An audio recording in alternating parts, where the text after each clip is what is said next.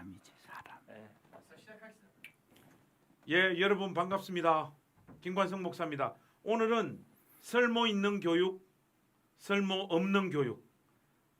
이번에 쓸모 있는 교육의 책 제목을 가지고 책을 출간하신 우리 윤은성 목사님, 그리고 늘 이런 행사를 할 때는 늘 함께 해주시는 우리 정성진 목사님 같이 모시고, 오늘은 교육에 대해서, 물론 뭐 기독교 교육, 뭐 신학교 교육에 대해서 우리가 쭉 이야기를 한번 나눠볼 거고, 또 그것보다 좀 더 포괄적인 교육 전체에 대한 어떤 생각들을 두 분 목사님들과 함께 나눠보도록 하겠습니다. 우리 두 분 목사님 간략하게 본인들 소개 좀 해주시면 좋겠습니다. 우리 윤 목사님 먼저 해주시죠.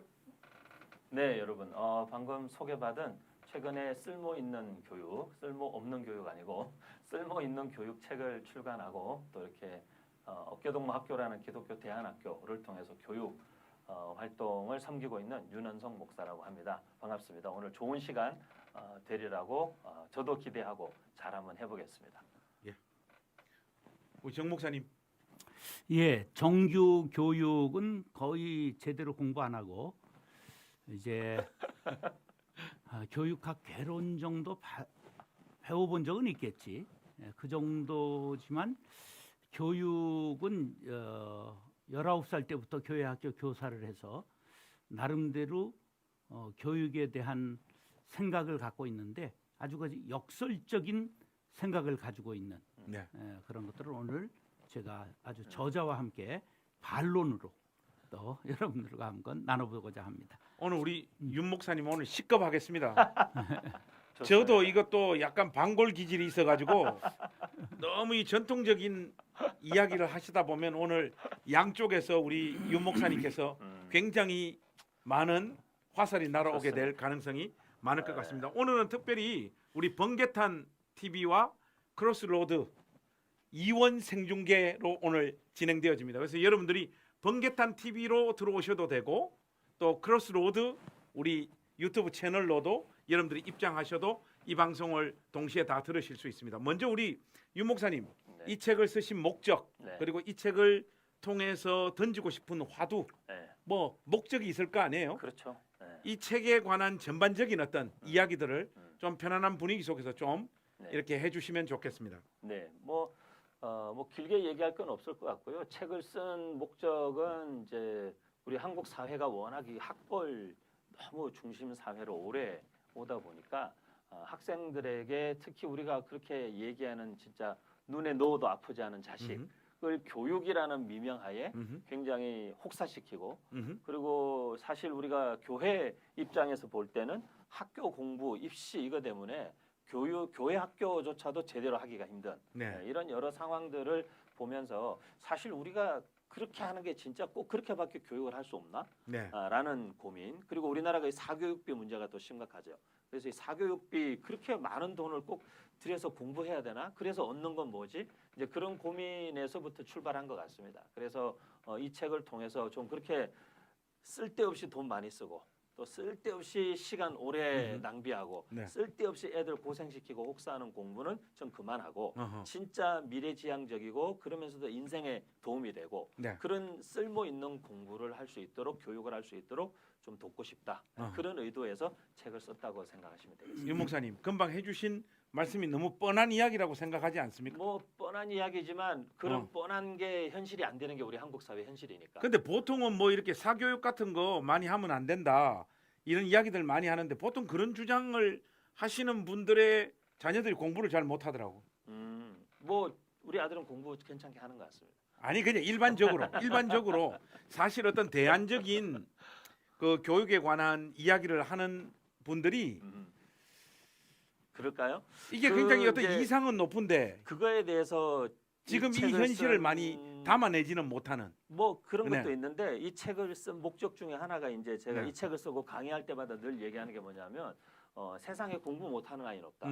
왜 그러냐면 사실 우리는 학교 성적만 자꾸 공부라고 생각하는데 음악 악기를 연주하는 것도 공부고 네. 축구를 하고 운동을 하는 것도 공부고 네. 저는 이 세상의 모든 아이들이 다 각자 자기가 잘하는 공부 하나씩은 다 있다는 거죠. 어허. 그런데 우리가 공부라는 걸 너무 학교 입시 내지는 학교에서 배우는 학과 공부 네. 그걸 이렇게 제한적으로 해놓고 공부를 잘한다 못한다 이렇게 얘기하는 게 되게 안타까운 거죠. 애들은 다 잘하는 공부가 있어요. 정말 이런 교장 선생님이나 이런 선생님 밑에서 제가 자랐으면 지금 아이, 김관성보다 훨씬 더 훌륭한 사람이 훌륭한 됐을 것 사람이죠. 같아요. 공부 네. 잘하는 사람이 있죠. 우리 다 잘하는 공부가 있죠.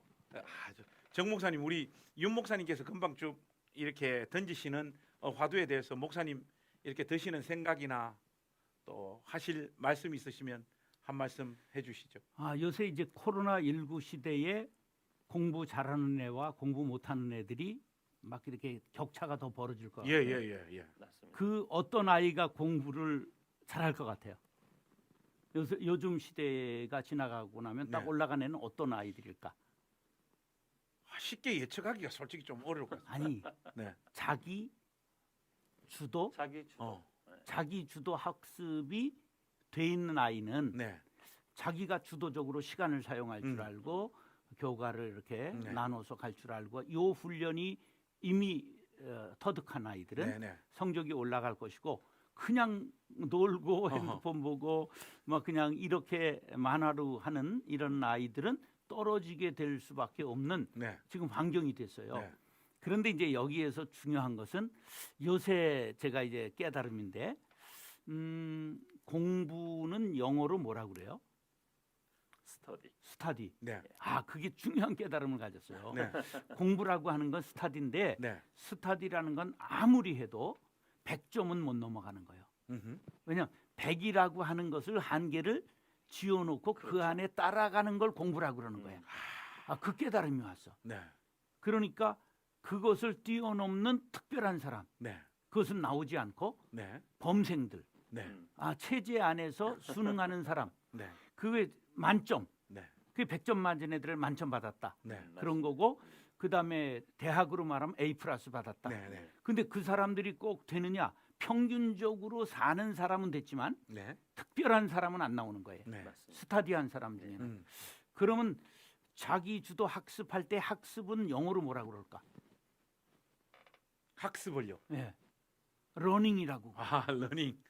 그러니까 이게 뭐냐 하면 자율학습, 음흠. 자기주도 학습. 우리는 뭐 학습지 이러니까 이걸 우습게 생각했지만 영어로 러닝이라는 건 100점 만점의 스타디를 넘어서는 음흠. 그럼 이제 자기 그 지혜를 터득할 수 있는 자기 방법을 터득할 수 있는 공부를 러닝이라고 말하는 네. 거예요. 딥 러닝 뭐 이런 네. 거 나오잖아요. 예. 그렇기 때문에 이제는 우리가 아이들한테 스타디를 강조하는 부모가 될 것이냐, 스타디를 강요하는 선생님이 될 것이냐, 아니면 이제 아이들이 자기 주도적으로 100점의 천정을 뚫고 다른 세계를 만들어낸 창의적인 사람을 만들 것이냐 하는 교육에 새롭게 눈 떠야 되지 않겠는가. 저도 네. 이거 최근에 깨달음이 온 거예요. 네. 그래서 옛날에는 교육을 이야기할 때 티칭이라는 말을 많이 썼어요. 네. 가르치는 사람 중심의 용어거든. 네. 티칭은. 근데 요즘에는 이제 러닝이라는 말을 많이 써요. 왜냐하면 이제 학습자 네. 중심으로. 그래서 그렇게 되는 옛날에는 교육 개념도 지식을 많이 가지고 오래 살았고 먼저 배우고 선생이라는 타이틀을 가진 사람이 무조건 너네한테 가르치는 일방적으로 그냥 이렇게 전수되는 개념을 했는데 지금은 이제 목사님 말씀하신 대로 우리 지금 정 목사님 젊으시지만 연배에 자기주도 학습 그다음에 러닝 이런 걸 말씀할 수 있다는 것은 목사님 굉장히 감각이 탁월하시고 좋으신 분이라는 사실 뜻인데 정 목사님이 생각은 우리보다 더 젊으셔요. 그러니까요. 그래서 제가 지금 방금 말씀 들으면서 깜짝 놀랐습니다. 웬만한 교사나 교육자들보다 더 굉장히 앞서가시는 말씀을 하신 건데 그래서 지금은 러닝이기 때문에 이 배우는 사람, 네. 학습자 중심의 교육. 네. 그런데 우리가 지금 이 책을 제가 쓴 이유도 네. 너무 우리가 학습자 중심이 아니라 네. 부모의 막 욕심, 네. 사회적인 어떤 쓸데없는 높은 기준 음흠. 그리고 이런 사교육, 교육 시장, 자본 이런 논리에 공부라는 게 너무 놀아났고 그걸로 아이들을 막 이렇게 우리가 너무 지금까지 쪼아댄 거죠. 그러니까 그렇게 하니까 이제 사실 애들이 행복하게 보내야 되는 시기를 너무 불행하게 보내고 스트레스 꽉 차서 보내고 자기가 진짜 하고 싶은 걸 찾기보다는 막 그냥 공부에 쫓겨서 왜 가야 되는지도 모르는 길을 막 가야 되는 그렇게 우리가 지금까지 살았기 때문에 그리고 대학이 실패하면은 인생의 실패자처럼 취급당하는 그런 것들을 좀 우리가 이렇게 이제는 좀 그런 생각에서는 좀 깨어날 때가 되지 않았나. 네. 근데 제가 왜 이제 아까 우리 김 목사님이 뻔한 얘기 아닙니까? 근데 사실 맞아요. 되게 뻔한 얘기. 저는 제 책에 무슨 특별한 내용이 있다고 생각하지 않아요. 제가 뭐라고 그러냐면 교육에 대해서 진지하게 고민하시는 분들은 다 이런 생각을 하실 거라고. 그래서 특별한 얘기는 아닌데 안타까운 것은 뭐냐면 특별한 이야기가 아닌데 이게 우리 현실하고는 너무 아직도 거리가 멀다는 거죠. 그러면 목사님께서는 금방 쭉 해주신 말씀을 우리가 실질적으로 뭐 교회에서나 또 아니면 학교 교육에서 이것을 현실화 시킬 수 있는 구체적인 어떤 대안이나 방법이 있으세요? 그 있죠. 있으시면 가장 실효성 있을 만한 이야기들을 몇 가지만 좀 몇 가지만 제시해 한다면 주시면 좋겠습니다. 뭐 예를 들면 이제 저는 네. 교회 학교도 네. 지금 우리가 교회 학교가 학교 일반 학교 시스템하고 똑같이 돼 있어요. 예를 들면 초등부, 유년부, 초등부, 네. 중등부, 고등부 이렇게 돼 있잖아요. 네. 저는 이제 그렇게 하면 안 된다는 거예요. 어허. 그렇게 하지 말고 교회 학교만큼은 음흠. 말 그대로 성경적으로 교회가 공동체니까 사실은 소그룹 체제로 바꿔야 된다는 거죠. 그래서 학년제를 없애고 2, 3년, 3, 4년 터울 아이들로 소그룹으로 편성해서 그 안에서 작은 커뮤니티, 사회를 경험하고 리더십도 경험하고 사회성이나 관계성도 경험할 수 있는 구조부터 저는 소그룹 체제로 바꿔야 된다라는 걸 이제 저는 굉장히 강조하는 편이고요. 그 다음에 이제 교회 학교도 학교하고 똑같이 가르쳐요. 선생님, 학생 이렇게 해놓고 목사님 말씀하신 대로 성경을 배우는데 자기주도적으로 한 번도 배운 적이 없어. 그냥 공과 공부에 있는 내용을 선생님이 줄줄줄 읊어주고 성경 요절 암송시켜가지고 주입식 교육을 하고 사실은 그냥 일방적인 지식 교육에 치중해 있는 게 지금까지 우리 교회 학교 교육이거든요. 그렇게 하면 무슨 문제가 생기냐면 자기 주도적 학습이 안 되는 것처럼 자기 주체적인 신앙의 형성이 안 돼요. 근데 그 문제를 사람들이 이유를 모르는 거야. 왜 우리나라 애들이 고등학교를 졸업하고 대학교 가면서 60, 70%가 신앙을 떠난다 이렇게 얘기하는데 이유가 뭘까?는 잘 얘기를 안 하는 거예요. 근데 그걸 놓고 저도 오래 고민하고 해보니까 교육학적인 기본적인 기본의 원리만 지켜도 사실 답을 찾을 수 있는 문제라는 거죠. 아이들이 대학 가서 신앙을 떠난다는 말은 뭐냐면 중고등학교 다닐 때 신앙은 사실 자기 신앙 아닌 애들이 많거든. 엄마 아빠가 그냥 깨워서 데리고 가니까 억지로 가기도 하고 엄마 아빠가 교회 뭐 중직자니까 가서 앉아 있기도 하고 그런데 얘들이 이제 대학을 가면서 집을 떠나거나 지가 원래 있던 교회를 떠나거나 해서 자기에게 선택이 주어졌을 때 자기에게 선택이 주어졌을 때 지 선택으로 주일 아침에 일어나서 먼저 씻고 준비해서 예배당에 과연 예배드리러 갈 것이냐 하는 문제가 우리가 아무도 장담을 못 한다는 거죠. 그러니까 이제 그런 문제들을 놓고 볼 때 그 문제의 근원에는 뭐가 있냐면 이 신앙이 자기 신앙이 아닌 거거든요. 지금까지는 빌어온 신앙이었거든요. 부모님의 신앙을 빌어왔거나 그냥 묻어가던 신앙이었는데 이제 내가 해야 되는 때가 왔는데 내 안에 그게 없는 거죠. 네, 그렇기 때문에 이제 저는 지금 우리가 말하고 있는 이런 자기주도 학습이라든지 이런 걸 그냥 공부하는 데만 자꾸 생각하지 말고 학습 부분을 생각하지 말고 하나님의 말씀을 공부하는 데 있어서도 자기주도적 습관 하나님의 말씀을 공부하고 묵상하는 일이 어떻게 습관이 되고 자기가 그것을 주체적으로 해야 된다라는 그 기쁨을 알아갈 수 있는 주일학교 교육을 할 것인가 그거에 고민이 이제는 맞닿아야 된다는 거죠. 예. 그렇게 함으로써 실제로 저는 주일학교 아이들의 신앙에 굉장히 많은 변화를 갖고 올 수 있다고 믿어요. 정 목사님 혹시 현직에서 이제 목회하실 때 특별히 교회 학교 교육에 관해서 지금 윤 목사님께서 쭉 말씀해 주셨는데 목사님께서 내가 이런 방향으로 좀 더 했어야 됐는데 내지는 이제는 이런 식으로 좀 안 바꿔야 되겠는가 하는 부분들 좀 있으시면 목사님 견해를 좀 말씀해 주시면 좋겠습니다. 저기 미국 교회 가 보니까 네. 어른 예배와 어린이 예배까지 다 같이 하더라고요. 처음에 어허. 시작했다가 그렇죠. 설교 시간이 되니까 네. 갈라지고. 선생님들이 애들 데리고 나가더라고 교육을 하러. 맞습니다. 이제 그래서 이게 통합 교육인데 우리는 이게 전부 부흥 시대에 나눠놨잖아요. 네, 맞습니다. 네. 그런데 이제 부흥 안 하고 정체되는 시대가 되니까 이걸 다시 모아야 되는데 모을 생각을 못 하는 거예요. 그게 나누는 게 정답인 줄 알잖아. 그렇죠. 나누는 게 정답이 아닌 거예요. 그게 우리가 기독교 교육에 대해서 나눈 게 잘한 동시에 나눈 게 잘못한 거예요. 맞습니다. 그래서 이제 덜컹덜컹하는 게 아동부에서 중등부 올라갈 땐 많이 안 떨어져요. 그때까지는 애들이 그렇죠. 아직도 중2가 아니니까. 네네. 근데 이제 중에서 고등학교 올라갈 때 고등학교 덜컹 올라갈 때. 떨어져요. 네. 맞습니다. 고등학교에서 대학 갈 가면서. 때 교회 떨어져요. 네. 네. 그 단계마다 떨어져서 맞습니다. 청년이 어른으로 안 오고 안 올라가죠. 결혼 안 하는 40까지도 요새 음. 청년부에 남아 있으려고 그러는 우리 거예요. 교회도 그 장로님들 많이 네. 계십니다. 예, 예. 그렇지. 그러니까 이제 옛날에는 게 할아버지들이야, 사실은요. 그러니까 이제 그런 세대 단절이 오는 단점을 네. 지금 우리가 교회가 빨리 눈치채 가지고 세대 통합을 어떻게 시도를 해야 될 건가. 맞습니다. 세대 통합. 네. 점증적으로 할 것이냐, 음. 한꺼번에 확 해치울 건가 네. 이런 것들을 노력을 해가지고 사례 발표도 듣고 이게 지금 개선되지 않으면 앞으로 교회 감소가 예견되는 시대에 교회 학교를 어떻게 할 것이냐 큰 고민해야 될 것 같다. 이제 저는 이제 현장에서 지금 세 사람 중에 유일하게 현장에서 지금 지역 교회를 목회하고 있는 목사로서 두 분 목사님의 말씀 들으니까 좀 긴장이 돼요.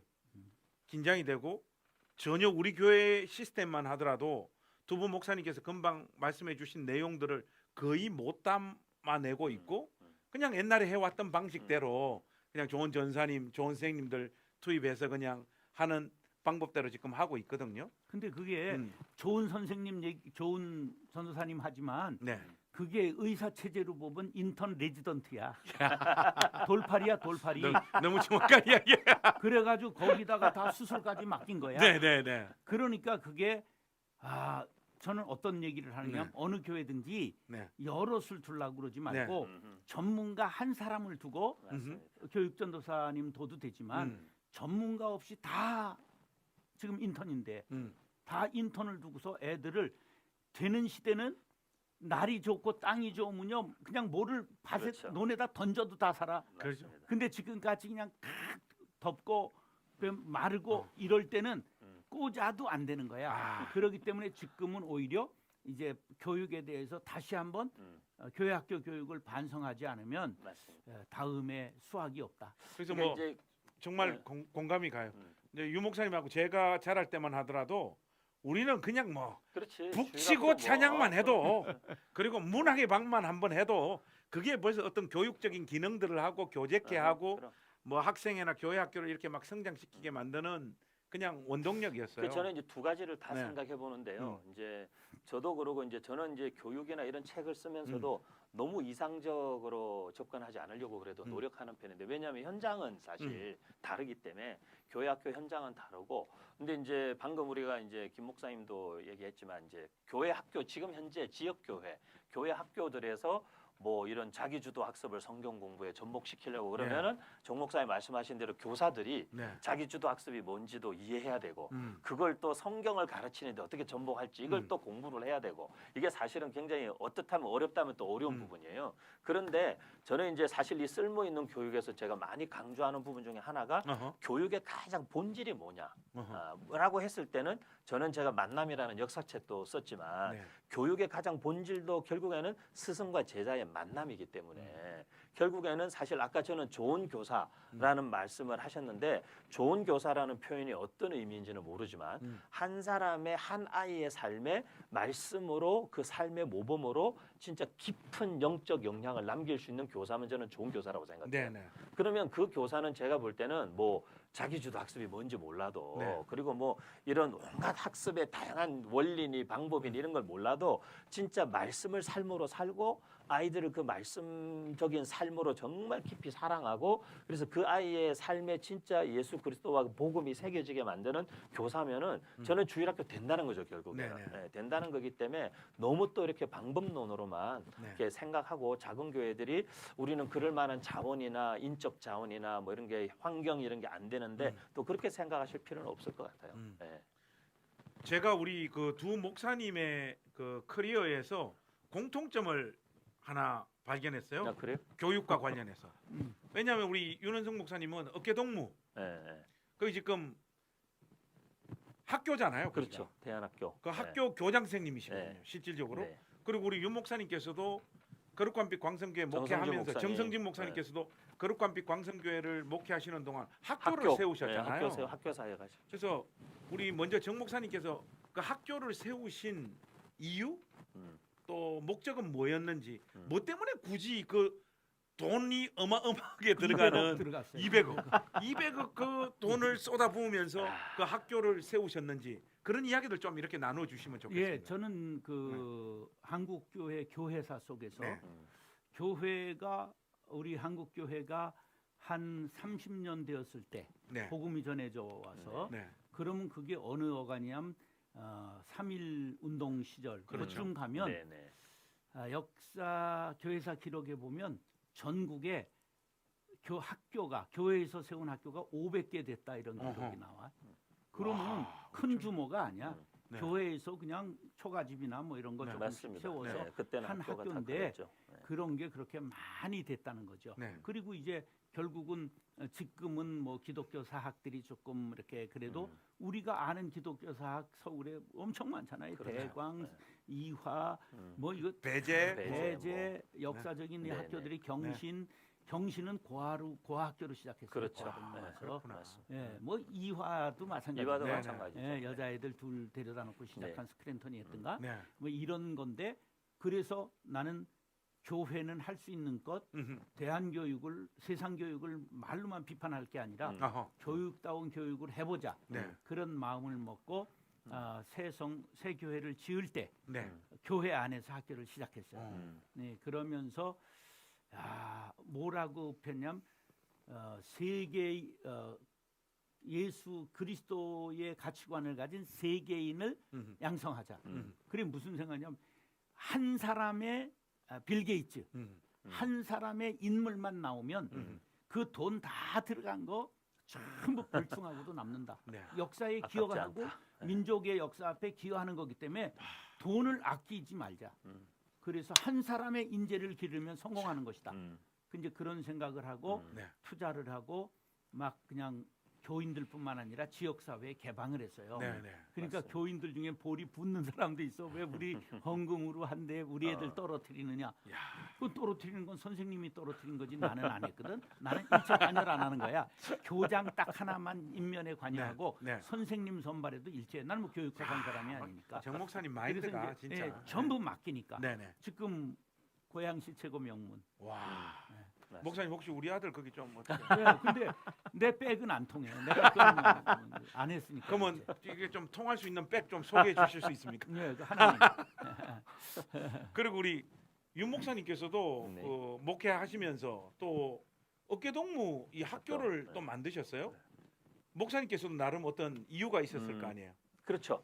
이제 먼저 저는 꼭 항상 이야기하는 네. 게 학교를 세운 뭐 이유나 이런 거 배경에 대해서 이제 저는 공교육에 반대한다 그런 뜻은 없어요. 그런 네네. 뜻은 없고 왜냐하면 우리나라 아이들의 절대 다수가 공교육을 받고 있고 네. 그리고 우리도 다 공교육 받은 사람들이에요. 그렇죠. 그렇기 때문에 공교육 자체가 문제다라기보다는 그 교육의 내용의 문제인데 어허. 예를 들면 부모로서 내 자녀가 자라면서 이런 정도는 꼭 알고 자랐으면 좋겠어 하는 게 다 있을 수 있잖아요. 특히 우리 같으면은 예를 들어서 신앙적인 가치, 어허. 복음은 꼭 알아야 되겠다. 네네. 예수님 누군지 꼭 알고 자라. 근데 학교에서는 그런 걸 안 가르치는 거죠. 음흠. 그리고 이제 그래서 저는 우리 아이들이 자라면서 꼭 알았으면 좋겠는 것을 가르치는 학교. 그걸 하고 싶었던 거죠. 그래서 이제 교회 안에 학교를 세운 거고 또 다른 한 가지 이유는 우리가 이제 한국 교회가 다음 세대가 교회를 많이 떠난다. 다음 세대 사역이 안 된다. 이런 이야기를 많이 하는데 조금 제가 이제 생각했던 것은 우리가 다음 세대 사역 이렇게 해보지만 아이들 일주일에 한 번 그것도 막 학원 가야 되는 아이들을 붙잡아 놓고 예배 겨우 드리고 3-40분 그리고 분방 공부 막 1-20분 번개불에 콩볶아 먹듯이 해가지고는 신앙생활을 애들 중심을 잡아줄 수가 없다는 거죠. 그게 그러고도 가능하려면 사실은 가정에서 제대로 되면 되는 거죠. 가정에서 부모가 신앙의 모범을 보이고 가정의 신앙의 모토 어떤 그 좀 토양이 좋으면 아이들이 사실 교회에 그렇게 의존 안 해도 되는데 지금은 사실은 대다수 많은 크리스찬들이 자녀들 신앙교육 문제는 교회에다가 다 떠맡겨 놓은 그런 상황이기 때문에 아이들의 신앙교육이 제대로 안 된다는 거죠. 그래서 결국에는 아이들 신앙교육을 하는 데 있어서 예수님이 하셨던 방법처럼 저는 지금도 믿는 것은 교육의 가장 효과적인 방법은 같이 사는 거다. 최대한 많은 시간을 같은 시간 함께 보내는 거. 그렇다면 우리가 애들하고 시간을 최대한 많이 보내려면 교회가 학교를 하는 수밖에 없다라고 생각을 한 거죠. 그래서 교회 안에 학교를 세우게 된 거고 그렇게 해서 이제 아이들하고 최대한 함께 시간을 보내다 보니 우리가 지금까지 7년이 벌써 됐는데 7년 동안 지켜보니까 아이들의 신앙이나 성품이나 이런 면에서 정말 실제로 우리가 굉장히 빠른 시간 안에 변화나 어떤 열매들을 볼 수 있다라는 거는 확실한 것 같아요. 저쪽에서 그러면 뭐 기독교 대학 교육에 관한 어떤 그 학교를 운영해 보지 않은 사람의 네. 시각에서 좀 보이는 우려 같은 걸 하나만 제가 말씀해 네, 보겠습니다. 좋아요. 목사님. 우리가 세상에 빛과 소금이 되는 자리로 부름받았지 않습니까? 근데 기독교 대학 교육이라고 하는 것이 어쨌든 기독교 신앙을 가진 아이들로 구성되어진 학교지 않습니까? 그렇죠. 이렇게 했을 때에 너무 신자들끼리 거기 모아서 우리 어떤 야성이나 세상에서 나가서 아주 그 거친 세상 속에서 어울리고 그 가운데서 신앙을 발현하고 기독교 신앙을 신앙의 가치를 이렇게 전달하고 하는 이런 부분에 있어서 아이들이 굉장히 연성화되어지고 약화되어지지는 않을까 하는 좀 우려가 이제 있거든요. 뭐 이제 네.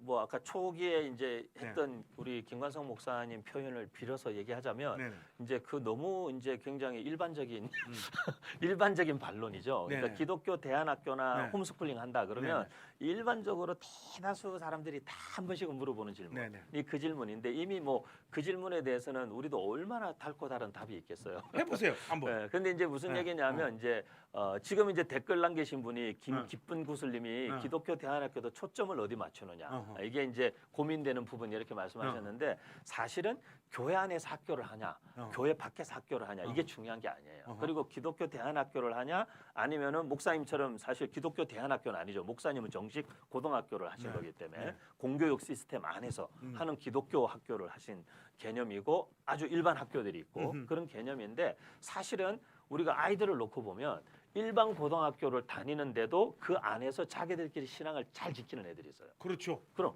그런 애들 제가 지금도 그랬어요. 제가. 그럼 우리도 마찬가지. 우리 다 뭐 네. 똥통 학교를 다녀도 예를 들면 그 안에서 신앙을 잘 지키는 애들이 제가 있거든. 고1 때 전도를 35명을 했습니다. 그런데 네. 기독교 미션 스쿨 나왔는데 네. 태반이 신앙이 없는 애들도 대부분이에요, 사실. 그렇죠. 그렇기 그렇죠. 때문에 이거는 네. 기독교 대안학교냐 일반 학교냐 이런 문제는 아니에요. 네. 뭐냐면 누가 교육하며 그 학교의 교육의 방향성과 중심이 어디에 있고 어디를 향하느냐의 문제거든. 아니 그러니까 기독교 제가 대안학교를 하더라도 기독교 안에서 온실 속에 화초처럼 교육하는 학교가 있고 기독교 대안학교를 하더라도 너희가 앞으로 나가서 섬겨야 되고 살아내야 될 것은 세상이다. 어허. 그렇기 때문에 세상 속에 하나님의 나라, 세상 속에 하나님의 사람으로 살아가도록 준비시키는 학교가 있고 그 교육의 이제 방향성의 차이가 근데 있죠. 이제 저의 입장에서 볼 때는 구성원 자체가 다 예수 믿는 아이들로 구성되어져 있는데 그런 교육들이 쉽게 이루어질 수 있을까? 근데 이제 한국 사회가 네. 기독교 사회가 아니잖아요. 네네. 그렇기 때문에 얼마든지 세상에 항상 노출돼 있어야 돼. 네. 또 네. 뭐 그런 네, 부분 그런 측면도 있고 그다음에 이제 기독교 교육 전공한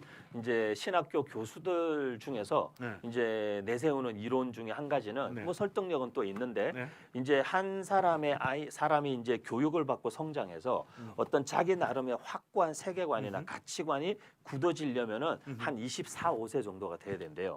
예, 그렇기 때문에 그 전까지는 일부분은 보호받아야 되는 측면도 있다는 거죠. 왜냐하면 아직까지 아이들이 자기 가치관이나 자기 사고나 이런 것들이 확연하지 않은 상태에서 너무 무분별하게 많은 이야기들을 듣고 진리와 비진리가 막 혼합되는데 오케이. 이걸 스스로는 분별할 수 있는 능력이 아직은 없거든 아이들이. 네. 그렇기 때문에 먼저는 우리가 우리 안에 아이들 안에 가치관이나 세계관이 자리를 잡을 수 있을 때까지는 어느 정도는 보호하는 것도 필요하다라는 오케이. 주장을 하는 부분들도 있는데 저도 뭐 일부분은 그 부분에 동의도 되는 면이 있는 것 같아요. 목사님 저기 그 댓글 보시면 아까 우리 윤 목사님께서도 언급해 주셨지만은 김기쁜 구슬님 네. 가장 그 이름이 참 이쁘네요.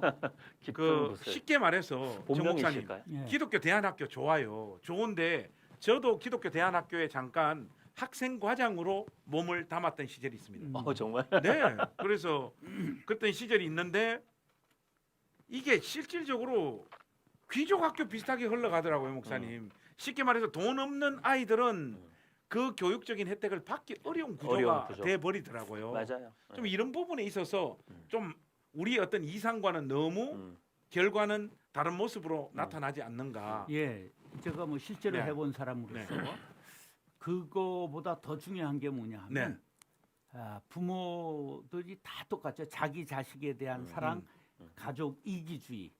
그래서 자기 자식 잘 되기를 바라기 때문에 네. 학교를 그렇게 해서 보내고도 학교에 막히지 못해요. 네. 자기하고 다르면 또 와서 선생 맞습니다. 교장 설득하려고 그러고 그렇죠. 자기 방식을 고집하는 선생 부모도 있는데 네. 절대로 그러면 광야 같은 세상에 나가서 사람 노릇 못합니다. 네. 저는 저 개인적으로는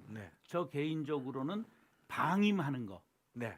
광야의 야생마처럼 풀어놓는 것이 그것이 하나님 앞에 기도하고 맡기고 그들이 스스로 하나님 앞에 기도할 수 있는 사람으로까지만 안내하면 그러면 철저하게 성령의 인도 안 받는 사람 된다. 제가 그런 거니까 맞습니다. 우리 어머니가 아주 방임주의자예요. 네. 그래서 우리 제가 부모님도 그랬어요. 평생을 한 번도 공부해라 그런 얘기를 맞습니다. 듣질 못했어요. 네. 그러니까 정말 공부 안 해도 되는 줄 알아가지고 한 번도 말씀 안 하시는 그러니까 공부가 안 됐잖아요, 목사님. 예. 그래서 안 했지. 그러니까 다른 공부를 잘 하셨다니까 그러네. 4학년 때 이후는 수학을 끝났어요. 그러니까 왜냐면 4학년 때 우리 산수에 X가 나오기 시작했거든요. 이게 X 그리는 건 줄 알고 끝내버렸어요. 네네. 그 인수분해는 산삼분해 돼가지고 한 번도 푼 적 없어. 뭐 피타고라스의 정리 이런 거 뭐 그걸 왜 알아? 왜 남의 나라 사람을 피타고라스의 고향은 내 가봤어. 네. 그랬는데 영어 우리 말도 잘 못하는 주제에 왜 영어를 또 이렇게 해야 되느냐 이래가지고 I cannot speak English 이렇게 된 거야. 그래가지고 이제 했는데 나는 우리 어머니가 자유방임주의자인 줄 알았는데 아니야. 왜 그랬냐면 내가 막내인데 이 39, 40에 낳은 이 아들이 있을 때는 네. 먹고 살 게 없어가지고 네. 하루 세 끼를 어떻게 자식들을 먹이느냐가 우리 어머니의 주 관심사였기 때문에 네. 이게 공부해라 말할 여유가 없었던 네. 거예요. 네. 우리 큰형님, 큰누님 19살 위고 네. 큰형님 17살 위야. 네. 근데 그분 때에는 놀랍게 옛날이지 옛날. 예. 근데 그분들은 서울대 나온 과외 선생이 우리 집에 있었다는 놀라운 사실. 그 나이 들어서 이제 철 들어서 들은 얘기들이야. 그러니까 우리 어머니가 그렇게 쪼았던 큰형님 큰누님은 별 볼 일 없이 되고 그냥 공부해라 한마디도 할 수 없는 네. 어려운 사정에 처했을 때에 나는 공부는 안 했지만 하나님이 주신 은사를 따라 그래도 뭐가 이렇게 크게 쓰임 받으시는 목사님. 뭐 큰 건 아니지만 왜 아니세요, 목사님? 목회에선 조금 목사들이 아는 목사들. 목사님 그렇게 말하면 우리는 희망이 없어요. 우리는 정 목사님이 조금 쓰임 받으셨다 그러면 우리는 정말 그래서 저는 네. 우리 딸 둘인데 네. 한 번도 공부해라고 얘기한 적이 없어요. 네. 그 덕에 의사 되고 그 덕에 삼성 여기서 사람들이 이제 좌절하겠다. 공채 이제. 들어가고. 그러니까 이게 목사님 제가 세우고 싶은 반론이 이거예요. 공부하지 마라. 공부 안 해도 된다. 이렇게 말을 하는데도 의사 되고 삼성 가는 아니 공부하지 말아라는 안 했고 네. 공부 안 해도 된다는 얘기는 안 했고 공부하라는 얘기를 일체 안 하신 관여를 거지. 예. 해본 네. 적이 없어. 우리 네. 딸이 네. 대학 원서 쓸 때 네. 네. 서울대 의대, 연대 의대 둘을 넣어야 되는데 네. 서울대 의대가 안산 동산이기 때문에 네. 너무 학내 그걸 뭐라 그래 내신? 내신. 이것이 경쟁이 심했던 학교니까 요거 조금 위험하다는 거야. 네. 그래가지고 이제 자기 엄마하고 뭐 얘기하고 있는데 난 일체 얘기를 안 하거든. 그랬더니 그때 처음으로 딸이 아빠도 좀 얘기 좀 해봐요 이러더라고. 아빠가 뭐 밖에서는 잘난 체 하는데 한마디 교육으로 얘기를 안 하니까. 그래서 난 그랬지. 나는 네가 좋아하는 거, 네. 네가 좋아하고 하나님이 기뻐하시는 일 하면 된다. 남의 얘기는 그냥 참고 사항인데 아빠는 그런 걸 생각도 안 해보고 잘 모른다. 네. 그래가지고 서울대 의대는 조금 쫄리니까 서울대 생명공학과 연대 의대를 넣어서 네. 둘 다 되니까 연대 의대를 갔어요. 음. 그러니까 하여간 나는 어머니한테 받은 영향. 네. 한 번도 어쨌든 가난한 환경에서 어려워서 한 번도 우리 어머니가 놀랍게도 옛날 경기 오고 나온 엘리트. 그러니까 이게 집안에 목사님 피가 이거 흐르는 쉽게 거야, 말해서 공부 머리가 그 메가 스터디 손성은인가 손주원인가 그 네. 회장이 그 학부모님들 이렇게 앉혀놓고 이야기하는데 강의하는 거 아이들 성적에 가장 결정적인 영향을 미치는 게 뭘 것 같냐고 하니까 부모 머리야. 그러니까 우리 집 사람이 여거를 네. 숙명에서 10% 안에 들었던 사람이야. 그러니까 그 부모님 아이, 그 그러니까 머리가 나는 이렇게 공부를 안 했지만 그렇죠. 네, 내가 그럼요. 머리가 나쁜 사람은 아니었거든. 그러니까 그럼요. 안 했지 공부를. 보면 그 그러니까 그 혼동하는 게 있는데 쉽게 말해가 부모가 뭐 머리가 보통이거나 또 안 좋거나 공부가 안 되면 자녀들도 노력을 해도 공부 쪽으로는 뭔가 결과가 안 나올 가능성이 많은 건 사실이에요. 그때 아. 그 손 네, 대표가 한 네. 말이 그거예요. 네네. 우리나라 부모들의 큰 착각은 뭐냐면 네. 자기 애들이 다 고액화해 시키고 열심히만 시키면은 다 어. 서울대 하버드 갈 줄 안다는 어. 거죠. 근데 그거는 그냥 타고난 DNA를 갖고 있는 애들 한 20%에 해당되는 자, 얘기지. 여기서 이제 중요한 건데 네. IQ 이거는 간단합니다. 네. 엄마 아빠 믹서해서 네. 자식은 플러스 마이너스 5%야. 맞아요. 그거를 현실적인 이야기야. 그거를 너무 처진다든지 뛰어 올라가면 이거를 돌연변이라고 얘기해요. 네. 그러니까 대부분 90%는 네. 부모를 믹서해서 2로 나누면 자녀 머리가 나오는데 5% 정도 위아래지 네. 그걸 유전이라고 그러는 게 DNA라고. 네, 네, 네. 그런데 중요한 건 뭐냐면 우린 자꾸만 공부만 갖고 얘기하잖아. 네. 근데 나는 공부를 아는 사람이니까 내 삶을 갖고 얘기할 수밖에 없는데 우리 때는 다행히 공부와는 상관없이 반장을 투표로 했어요. 네, 네. 근데 나는 중학교 1학년 때부터는 한 번도 반장 회장을 지금까지 네. 놓쳐본 적이 없어요. 그러니까 기본적으로 우리 목사님께서 그러니까 이제 그 총명함이 리더십의 있으신 거죠. 일과 예. 리더십의 DNA가 있었던 거예요. 그렇죠. 그러니까 공부로 얘기를 하면 내가 어떻게 반장을 했겠어? 그러니까 중학교를 이류 중학교를 떨어졌어. 네. 그러면 어딜 가야 돼? 중학교를. 3류로 가야죠. 3류 없어 똥통이야. 바로. 신설 중학교. 그랬더니 거친 애들이 많았지. 근데 키가 중학교 2학년 때 이상 잘 안 자랐어요. 네. 그러니까 그때 가다였어요, 제가. 네. 그러니까, 가다? 이거였단 말이야. 그 말번지 좋았지 반장하지. 네, 그러면서 신문 배달해가지고 돈 있었지. 네. 그러니까 이제 이렇게 공부하고는 상관없이 리더십이 있으니까 네. 애들이 그리고 막 이러는 거요. 야 오늘 별일 없는 것 같은데 다 빨리들 끝났으니까 가고 청소들 잘해라. 그리고 나도 가버리는 거야. 그럼 이제 선생님이 종례하러 올라왔는데 애들이 없어. 야 어떻게 된 거냐? 반장이 보냈어요. 근데 애들은 좋아하는 거야. 선생은 기가 막혀. 뭐 이런 놈이 다 있냐? 네. 그런데 우리의 아이들이 어떤 좋은 유전자, 어떤 여기 기독교적으로 은사를 가지고 태어났나? 요거를 선생의 눈, 과학자의 눈, 제3자의 눈으로 발견해서 이끌어주는 걸 멘토라고 그러는 거야. 근데 그런 것을 만나면 이제 성공할 수 있는 거죠. 네. 윤 목사님은 좀 자녀들을 양육하면서 제일 이렇게 중점을 뒀던 부분은 어떤 겁니까? 뭐 다른 학교 교육이고 뭐고를 떠나서 목사님 자녀들을 양육할 때 제일 가치를 뒀던 성품이죠, 부분. 성품과 관계성. 성품도 보통 좀 타고나지 않습니까? 성품도 부모님한테서 타고나는 게 많죠. 그렇죠, 좀 그 있죠. 사실 태반은 네. 타고나죠. 네, 네. 반절은 타고나는 거고 네. 반절은 또 환경이나 네. 개발되거나 그런 게 있죠. 성경의 인물을 조사해 보면 네. 착하다라고 하는 나오는 사람은 바나바, 음. 고당 없는 거야. 그러니까 제일 귀한 성품은 사실은 착하게 태어나는 거거든. 너무너무 중요한 성품이 거죠. 축복이야 사실. 네. 좋은 인자, 성품은 무적. 축복이죠. 네. 적이 없는 거죠. 그뭐 윤 목사님은 그렇게 자녀들 그 성품에 음. 초점을 맞춰서 양육할 때 뭐 특별히 어떤 양육 방식들이 좀 있었습니까? 그런 건 없죠. 부모가 음. 엄청난 인내가 필요하죠. 자녀들의 성품이 좋게 자라기 위해서는 부모의 엄청난 인내가 필요하고 그리고 주변 환경들이 굉장히 중요하죠. 누가 주변에 있느냐.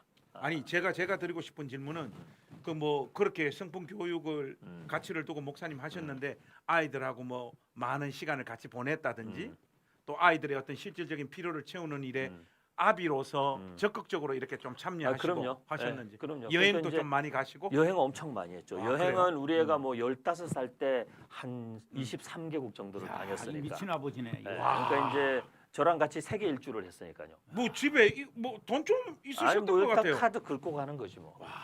나는 일단 아이 딸 긁고 가는 거지. 둘인데 네. 안아줘 보질 않았어. 그건 여자들이 하는 일이지. 이래가지고 애들이 사춘기 되니까 스킨십도 안 되고. 어. 아 지금도 서먹서먹한 부분이 있어. 다 애 둘씩 낳는데. 저는 아들인데도 엄청 스킨십 많이 하고. 제가 지금도. 뭐 두 분 목사님께서 지금 말씀을 많이 하시는데 저기 댓글을 한번 보십시오. 성품이 좋기로 소문난 김관성 목사님. 저게 핵심입니다. 넌 잘못 쓴 거야. 그렇죠.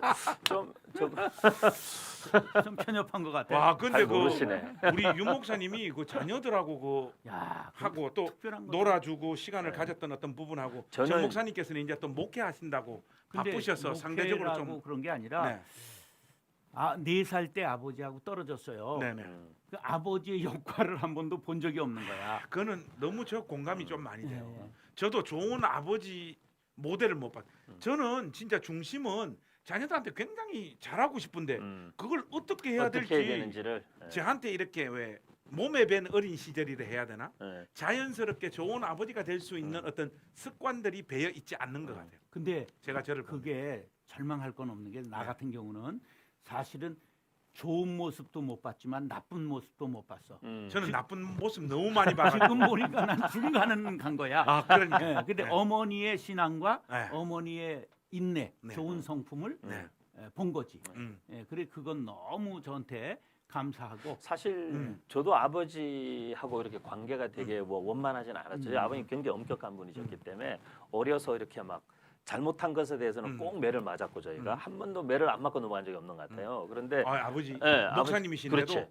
굉장히 근데 뭐 막 때리시는 게 아니라 뭐 이렇게 예를 들면 뭐 누나가 있는데 누나랑 싸운다 그러면은 불러가지고 아버지가 이제 얘기하죠. 뭐 예를 들면 왜 싸우냐? 걔 이제 잘못했으면 그러면 이제 잘못했으니까 매를 맞아야 된다. 그럼 이제 몇 대 맞을래? 그리고 이제 맞을 매도 우리가 구해 와야 돼. 가서 매 구해 와라. 이러면 이제 뭐 매도 이렇게 좀 가느다란 거 가져오고. 가느다란 거 안 아픈 거 이런 거 가져오면 다시 또 가져오라 그러든지. 그러니까 그렇게 엄격하게 잘하고 아버지가 되게 무서운 존재였어요 저한테는. 나 좀 성인이 될 때까지. 근데 이제 그렇지만 제가 성인이 되면서 아버지를 좀 이해하기 시작하니까 그 아버지들은 그 속정이라는 게 있잖아요. 말로 표현을 안 하고 겉으로도 네, 표현 네, 안 하는데 속정이라는 게 이제 좀 눈치가 채기 시작하니까 제가 좀 그거에서부터 많이 회복이 됐던 것 같고 이제 저희 아버지를 조금 죄송하지만 며칠 전에 저희 아버지 일주기셨는데 좀 죄송하지만은 약간 저희 아들에 대해서는 저는 아버지를 반면교사 삼았던 것 같아요. 그래서 우리 아들하고는 그런 관계가 되고 싶지 않았던 거지.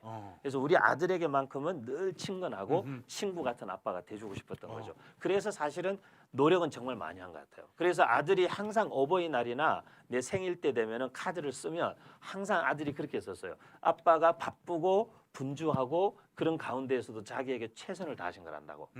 그 말이 저는 늘 마음에, 좋은 아버지. 마음에 남는 이 것 같아요. 정도면 정말 훌륭한 훌륭한 자격이 있어. 저희 아내한테도 그건 인정받았어요. 당신은 진짜 남편으로서는 모르겠지만 아빠로서는 세상의 최고다. 그렇게 인정받을 만큼은 아들한테 제가 한 것 같아요. 근데 그거는 약간 노력을 많이 했죠 제가. 형님은 뭐 그거라도 잘해야지. 그럼, 좀 그럼요. 그래서 아이, 제가 뭐 근데 제가 아버지 학교 강사를 오래 했어요. 그 아버지들 네. 간증하는 시간이 있는데 4명이 나와서 하루 하는데 네. 2명이 내가 커서 힘을 기르면 네. 아버지부터 죽이려고 했다. 제가 좀 그랬어요. 2명이 그랬어. 제가 내가 깜짝 맞아요. 놀라가 그런 내가 사람들- 못 봤으니까 그건 없었거든. 그건 너무 공감이 돼요. 네. 네. 그래가지고 한국 사람들의 한 남자들은 70%는 아버지하고의 맞습니다. 관계가 안 좋다. 맞습니다. 그래서 거기서 네. 하나님 어머니가 하나님 어머니 장길자가 나온 거야. 하나님의 교회에 그 안상홍의 부인이 장길자 살아 있는데 네, 네, 네. 하나님 어머니 그러니까 교회가 되잖아. 네. 그게 왜냐하면 하나님 어머니 그러면 이게 느낌이 오는데 네. 나도 은혜 맞아요. 받고 하나님 아버지가 여기서 은혜로 오는데 2년 걸렸어. 네. 맞습니다. 제가 청년 목회하면서 청년들 중에 이제 아버지에게 상처받은 친구들이 정말 많거든요. 그러니까 이 친구들이 왜 하나님을 꼭 아버지로 불러야 되냐? 자기는 하나님을 아버지라고 부르면 기도가 턱턱 막힌대요.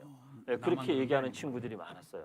그러니까 신학자 중에 한 사람이 그런 말씀도 하더라고요. 우리가 주기도문 할 때 하늘에 계신 우리 아버지 네. 이렇게 부르는 그 부름은 세상에 있는 모든 아버지를 심판하는 말씀입니다. 그 기가 막힌 어떤 이야기지 않습니까? 그 저 같은 경우에는 아버지의 어떤 모델은 정말 상상을 초월할 정도로 부정적인 모델들을 너무 많이 받고 그게 정말 그걸로 인해 가지고 받은 어떤 상처나 이런 거는 말로 설명하기 어려울 정도예요. 그러니까 뭐 금방 우리 정 목사님 그 아버지 학교 관련해서 이야기하셨지만 정말 크면 나 우리 아버지부터 죽이겠다. 왜냐하면 내가 이 세상에서 제일 사랑하는 우리 엄마를 매일 두들겨 패시니까. 그래 그런 얘기 하더라고. 거기서 오는 어떤 좌절. 그런데 이런 게 또 있더라고요.